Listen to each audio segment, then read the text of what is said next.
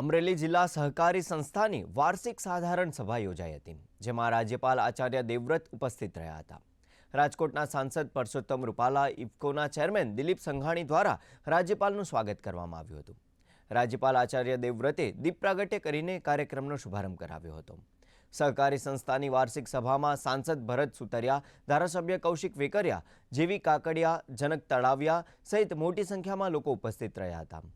हम किसी ने भी अपने पशुओं की नस्ल के ऊपर ध्यान नहीं दिया और उससे हमारी नस्लें बर्बाद हो गई। धीरे धीरे पहले हमारी जो गाय 20-25 लीटर दूध प्रतिदिन देती थी, आज वो 3 किलो पर खड़ी हो गई और आपने उनको घर से निकाल दिया, बेसहारा धक्के खाती फिरती हैं।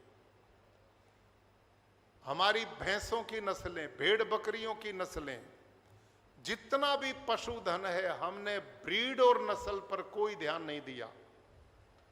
सौभाग्य इस बात का, पिछले सालों में आदरणीय रूपाला साहब ने पशुपालन मत्स्य विभाग को जो संभाला, इतनी तेजी से इन्होंने इस विषय को समझा और पूरे भारतवर्ष में भारत की मूल जो प्रजातियां थी पशु की, उनकी नस्लों को बचाने का बहुत बड़ा काम किया।